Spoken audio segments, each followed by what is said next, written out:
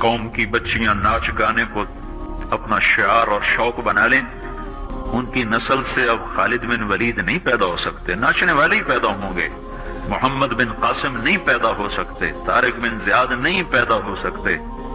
مجھے صلاح الدین یاد آیا، میں بہت رویا۔ وہ بھی کسی ماں کا جنا ہی ہوا تھا۔ اس کے زمانے میں کرک، ایک ہمارے پاکستان میں کرک ہے، ایک اردن میں کرک ہے، اونچی پہاڑی پر وہ شہر ہے، بڑا دشوار قلعہ ہے۔ اس پر ایک حکمران تھا عیسائی، اس کا نام تھا ریجنالڈ۔ تو کرک کے قریب سے قافلے گزرتے تھے حج کے، تو اس نے ایک دفعہ حاجیوں کے قافلے پہ حملہ کیا اور کہنے لگا بلاؤ اپنے محمد کو تمہاری مدد کرے، اور سارے حاجیوں کو تعطیق کر دیا۔ اور دوسری دفعہ اس نے بحری بیڑا تیار کی اور مدینے پر حملہ کرنے کے لیے وہ بندرگاہ تک پہنچا یمبو کی، لیکن موسمی حالات سازگار نہ تھے تو واپس ہو گیا۔ تو حطین کی لڑائی ہوئی ہے فلسطین میں، جس میں سارا یورپ اپنی طاقت کے ساتھ میدان میں اترا تھا، اور اذا تنہا صلاح الدین ایوبی رحمت اللہ علیہ اکیلا اس لشکر سے ٹکرایا تھا، اور انہیں اس میں ساری رومن امپائر کو شکست ہوئی تھی، تو بڑے بڑے بادشاہ اس میں گرفتار ہوئے، تو اس میں ریجنالڈ بھی گرفتار ہو کے آیا۔ تو کوئی 12 بادشاہ تھے ریاستوں کے جو سامنے اس کے پیش کیے گئے، تو پیاس کی شدت سے سب کا برا حال تھا، تو صلاح الدین نے سب کو پانی پیش کیا، ریجنالڈ کو نہیں پیش کیا۔ تو یروشلم کا جو بادشاہ تھا ہمفر، اس نے اپنا پانی بچا کے اس کو دیا۔ تو صلاح الدین نے کہا یہ پانی تو دے رہا ہے، میں نہیں دے رہا ہوں۔ اسلام میں یہ ہے جب کسی کو پانی پلا دو تو اس پہ تم ہاتھ نہیں اٹھا سکتے، یہ امن کی نشانی۔ تو صلاح الدین نے فوراً اسے کہا یہ پانی تو نے دیا، میں نے نہیں دیا۔ تو پھر انہوں نے ریجنالڈ کو اسلام کی دعوت دی کہ تو مسلمان ہو جا، میں تجھے دعوت دیتا ہوں۔ اس نے انکار کر دیا، میں نہیں ہوتا۔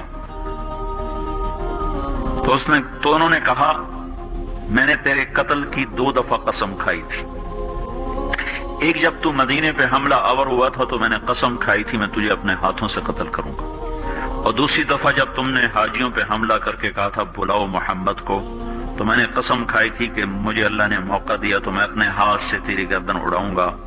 آج محمد کا ادنا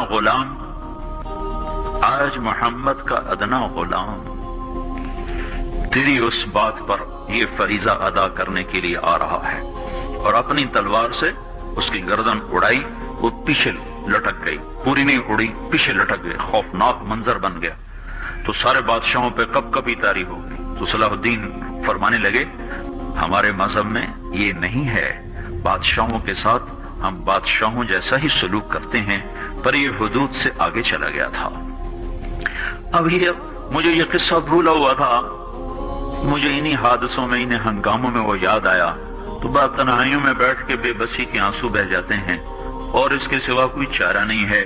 ہماری ساری نسل موسیقی میں ڈوب چکی ہے، جو بدن سرتال پہ تھرکتے ہوں، جو بدن موسیقی کے اوپر ہلتے ہوں، رقص میں آتے ہوں، ان پہ کانٹے ہی اگیں گے، ان پہ صلاح الدین کا پھول نہیں اگ سکتا، ان میں محمد بن قاسم کے پھول نہیں اگ سکتے۔ بانجھ ہو گئی ہے ہماری نسل، اور یہ یورپ کا سحر ہے جو چل گیا ہے، ہماری بے بسی ہے، ہماری بے بسی ہے۔ میں تو بس منت ہی کروں گا اپنے آپ کو پہچانو، اپنی ہستی حیثیت کو پہچانو، اپنی نسبت بدلو۔ تمہاری نسبت یورپ کے ساتھ ہو کے اگر موت آئی بے قیمت ہو جائیں گے، اگر مدینے والے کی نسبت مل گئی تو حضرت فاطمہ کے دائیں بائیں تمہیں بھی کھڑا کر دیا جائے گا، حضرت خدیجہ کے دائیں بائیں تمہیں بھی کھڑا کر دیا جائے گا۔ یہ چند دن ہیں، صبر کر لو، گھٹ گھٹ کے مر جانا ہی بیٹیوں کی روایت ہے۔ مشرق کی بیٹی، اس نے گھٹ گھٹ کے مرنا ہی سیکھا ہے۔ ہاں، یہ آزادی، یہ آوارگی، یہ مغرب کی عورت کا خاصہ ہے، اور 18ویں صدی تک مغرب میں بھی کوئی عورت ایسے ننگی نہ تھی، اور گھر کی زندگی تھی۔